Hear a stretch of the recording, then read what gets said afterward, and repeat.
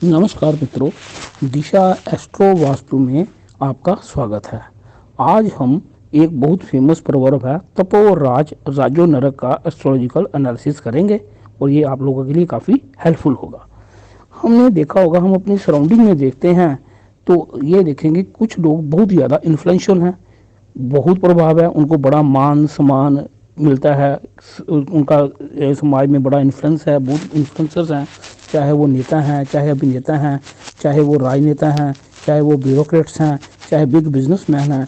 हम कहते हैं वाह, इन लोगों की तो ऊपर वाले के साथ सेटिंग है। दोस्तों, सेटिंग जो होती है ये धरती पे होती है। जो यूनिवर्सल एनर्जीज हैं वो कोई सेटिंग नहीं करती, उनका एक ही रूल है, जो तू बीजेगा उसको तू काटेगा।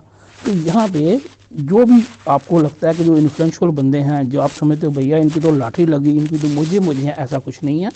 आप देखोगे एक प्रकृति का नियम है, इन लोगों ने प्रीवियस जन्मों में बहुत ज़्यादा तप किया है, बहुत ज़्यादा मेहनत की है और उस मेहनत के बाद अच्छे कर्मों के कारण इनको ये मान सम्मान पद प्रतिष्ठा मिली है, इन्फ्लुएंशियल बने हैं। कोई बंदा तो उसको घर के लोग नहीं मानते, तो अगर कोई बंदा जिसको उसको हज़ारों बंदे फॉलो कर रहे हैं, उसकी इज्जत करते हैं, तो इसका मतलब कहीं ना कहीं उसके शुभ कर्म है। और हम जब बात करते हैं एस्ट्रोलॉजी की, तो एस्ट्रोलॉजी निकम्मे लोगों के लिए, आलसी लोगों के लिए नहीं है। एस्ट्रोलॉजी में जब हम बात करते हैं भाग्य की, तो भाग्य कुछ नहीं है, ये हमारे संचित कर्म है। संचित कर्म जो है उसी से भाग्य बनता है। ठीक है जी। अब ये बात होती है कि एक व्यक्ति जब पैदा हुआ, उसका एक नेटल चार्ट बना के बर्थ के टाइम पे इसके क्या कैसे थे, सूरज उच्च का था, कोई ग्रह उच्च के थे, कुछ नीच के थे। अब अगली बात आती है, उसका एक होता है एस्ट्रोलॉजी का पार्ट, एक डायनामिक और एक होता है स्टैटिक। स्टैटिक पार्ट हमने डिस्कस कर लिया, दैट इज द होरोस्कोप।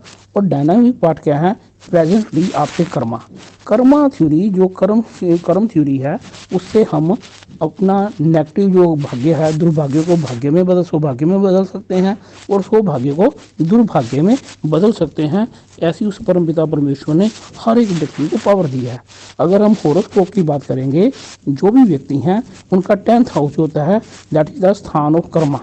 हम अपने कर्मों के अनुसार रंग से भी राजा बन सकते हैं, ऐसी शक्ति हमें उस परमपिता परमेश्वर ने दी है कर्मों के कारण। ठीक है जी। और अगर हम कर्म अच्छे नहीं करेंगे तो राजा होते हुए भी हमें कोई रंग होने से नहीं बचा सकता। तो यहाँ पे हमने ये देखना है कि जो भी व्यक्ति, जो भी इन्फ्लुएंशियल बंदा जिसे आप जानते हैं, जो आपकी नज़र में है, अगर वो वर्ल्ड फेमस है, कहीं पर भी वो फेमस है, आप नोट करेंगे उसको गॉड ने एक बोला है कि भैया जो तेरा धर्म है उसके अनुसार चल। अब धर्म का मतलब ये नहीं है कि आप कोई हिंदू हो, सिख हो, मुसलमान हो, ईसाई हो, नहीं। जो आपकी ड्यूटी है अकॉर्डिंग टू यूर डेजिग्नेशन।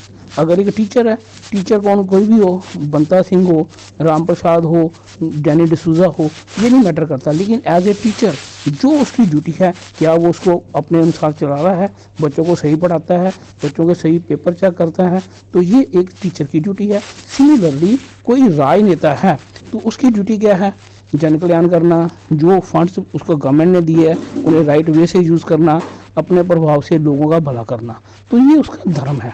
जब कोई भी व्यक्ति जो उसका धर्म है, जो उसकी ड्यूटीज़ हैं, उसके अकॉर्डिंग भी वो चलता है, तो वो क्या करता है, जुपिटर को एक्टिवेट करता है। जुपिटर को एक्टिवेट करने से उसे ब्लेसिंग्स मिलती हैं। सिर्फ जुपिटर की ब्लेसिंग नहीं मिलती, 9 ग्रह की ब्लेसिंग उसको मिलती है, स्पेशली सूरज की, चंद्रमा की, मंगल की, बुध की। ठीक है जी। तो ये चीज़ जो है हमें देखनी है। लेकिन वही व्यक्ति जो धर्म अनुसार नहीं चलेगा, then he is activating the Rahu शैतानी पावर है, और ये जो भी सारा यूनिवर्स है उसकी जितनी नेगेटिविटी है वो उसके साथ जुड़ जाएंगी। अब देखो, अगर व्यक्ति अधर्मी है तो अगर उसका शुक्र की बात करेंगे, शुक्र होता है यश, मान, सुंदरता, ब्यूटी, जो मेटीरियलिस्टिक वर्ड में उसे मिलता है, उसके साथ राहु आने से शुक्र जो है वो ग्रहण लग जाता है। और शुक्र जो है उसमें क्या होगा, उसका स्पाउस डिसऑनेस्ट होगा, उसका अपना कैरेक्टर ख़राब हो जाएगा, उसको स्किन से रिलेटेड प्रॉब्लम आ जाएगी। तो जो है उसका जो घर होगा उसमें गाड़ियाँ होंगी, घर होगी, लेकिन उसे वो चीज़ों को यूज़ करने का हुक्म नहीं होगा। उसके बाद अगर अधर्मी व्यक्ति जो कि धर्म से पथ उसने गलत किया है, तो उसका जैसे हम सूर्य बोलते हैं, सूर्य क्या है, सूर्य आपका प्रभाव क्षेत्र है। तो सूरज जो है जब उसके साथ राहु आ जाए तो आप नोट करोगे तो यहाँ पे सूरज को ग्रहण लग जाता है। आप देखोगे कोई अगर राजनेता है उसका कोई स्कैम सामने आ जाएगा, कहीं पे उसने कोई गलत काम किया, वो चीज़ें एक्सपोज हो जाएंगी, जिससे कि लोग उसको लाइक नहीं करेंगे। अब आ जाता है तीसरे नंबर पे, हड्डी से रिलेटेड प्रॉब्लम भी होगी, विटामिन डी की कमी होगी, इसको आप चेक करना। अब आता है चंद्रमा। चंद्रमा के साथ जब अधर्मी व्यक्ति होगा उसका चंद्रमा राहु वाला बन जाएगा। चंद्रमा राहु जो है वो क्या करता है, इन्फीरियरिटी कॉम्प्लेक्स देता है, रिलेशनशिप में इम्बैलेंसिंग देता है, और उसके बाद हमें मालूम है कि सबकॉन्शियस माइंड भी चंद्र का कारक है। चंद्र जब सबकॉन्शियस माइंड डिस्टर्ब होगा तो नेगेटिव एनर्जीज को अट्रैक्ट करेगा। चंद्रमा हमारा खाना पीना भी होता है। जब बंदा करप्ट होगा, गलत ढंग से काम करेगा, उसका खाना पीना जो है तामसिक हो जाएगा, और तामसिक खाना पीना जब होगा उससे उसके मानसिक रूप में और शारीरिक रूप में उसको बीमारियाँ आएंगी। फिर हम बोलते हैं अगर अधर्मी व्यक्ति का मंगल, वो मंगल राहु वाला बन गया। मंगल राहु जो होता है अगर 6 हाउस में हो तो वो शत्रु हंता माना गया है। लेकिन एक बात याद रखना, मंगल और राहु जब किसी के भी किसी कुंडली में अच्छे हैं, चाहे बड़े से बड़ा वास्तु कंसल्टेंट भी उसका घर डिजाइन कर रहे, उसके घर में वास्तु दोष रहेंगे। वास्तु दोष का मतलब होता है something is wrong with his space personification, उसका भी बैड इम्पैक्ट उसके ऊपर और उसके परिवार के ऊपर आएगा। अब आ जाता है जुपिटर। जुपिटर अधर्मी व्यक्ति का होगा तो बृहस्पति राहु का बन गया, और ये गुरु चंडाल योग होता है। गुरु चंडाल योग में आपने देखा होगा बड़े बड़े जो हैं धर्म गुरु, जो बड़ा उनका नाम था, लाखों फॉलोअर थे, हजारों करोड़ रुपया था उनके पास, वो एक्सपोज हुए और आज उनको बदनामी मिल रही है। तो ये जो अधर्मी व्यक्ति है उसके साथ आप देखेंगे। बुध के साथ राहु आ जाएगा तो क्या होगा, एक बड़ा बिजनेसमैन होगा, वो बड़ा स्कैम करके भाग जाएगा, जो है ऐसा नुकसान होगा, या वो अपना दिवाला निकाल देगा, या वो मिसमैनेजमेंट करेगा। तो यहाँ पे हमें इसको देखना है।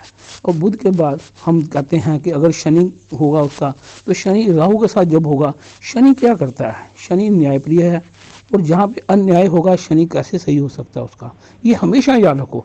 जनरली हम बोलते हैं नहीं जी मेरा शनि खराब है, मेरी शनि की साढ़े है। शनि देव किसी का कोई खराब नहीं होते, हमारी इंटेंशंस खराब होती हैं, इसके कारण हमें वो फल मिलते हैं। ठीक है जी। अब शनि जब खराब होगा, शनि जो है हमें क्रॉनिक डिसीज जो है वो देता है। क्रॉनिक डिसीज और राहु उसको क्या करता है, एम्पलीफाई का कार्य, मल्टीप्लाई करता है। जो जैसे किसी को कैंसर हुआ, कैंसर की रीअकरेंस होगी, that is due to Rahu. तो हमने एक चीज नोट की है कि विधि के विधान को हमने समझा कि जो व्यक्ति जिसने अच्छे कर्म किए, जैसे कोई आईएएस ऑफिसर था, वो गरीब आदमी था, उसने बड़ी मेहनत करके आईएएस ऑफिसर बना, फिर पॉलिटिशियंस के साथ मिलके वो करप्ट हो जाता है, तो उसके बाद क्या है, उसे बदनामी, उसे जो है बाद में के पनिशमेंट्स मिलती हैं। तो ये बात हमें याद रखनी है। तपो राज, बिना तप के कभी राज नहीं मिलता, कभी आपकी प्रशंसा नहीं होती। राजो नरक, जब वो व्यक्ति राज मिलता है, यानी कि जब उसके पास पावर होती है, तो जनरल प्रभाव है पावर करप्ट ए मैन, तब वो अपने अहंकार में भूल जाता है कि जब वो भूल जाता है तो उसके बाद उसे प्रॉब्लम आती है, फिर उसका जो है डाउनफॉल शुरू होता है, जिसे हम बोलते हैं उसका विनाश हुआ। लेकिन यहाँ पे जब तपो राज है, तो अगर आप उस समय भी उस परमपिता परमेश्वर को समझें, और जैसे वाणी में बोला गया, जब मैं हूँ तब तू नहीं, जब तू है तब मैं नहीं, कि प्रभु तेरा ही सब कुछ आशीर्वाद है, तेरे कारण सब कुछ होना है। बंदा परमात्मा के गॉड फीलिंग होके सबका भला करता है, तो फिर उसको कभी जो है तपो राजो नरक नहीं आता उसके जीवन में। यहाँ पे तो राज होता है, अगर वो संसार को छोड़ के जाता है तो उसे स्वर्ग मिलता है। इस चीज़ को हमें याद रखना चाहिए। तो ये बात जो होती है ना जी, कि ग्रह ऐसे हैं, प्लैनेट ऐसे हैं, तो ये आपकी इंटेंशन, आपकी वर्किंग के ऊपर डिपेंड करता है। आप चाहो तो आज ही जो है वो सतयुग है, आप चाहो आज ही कलयुग है। You all are designer of heaven and hell of your life. Thank you very much. Hoping ये बात किसी के समझ में आएगी। नहीं समझ आएगी तो आप किसी अच्छे एस्ट्रोलॉजर से पूछो कि शनि को काबू करने के लिए कौन सा नग पहनाना चाहिए। नग पहनने से ज्वेलर का फायदा होगा, एस्ट्रोलॉजर का फायदा होगा, आपका फायदा नहीं होगा जब तक हम अपने कर्मों को रेक्टिफाई नहीं करेंगे। एस्ट्रोलॉजी का मेन सिद्धांत है to rectify your karma. Thank you very much. All the best. जिंदे बसे रहो।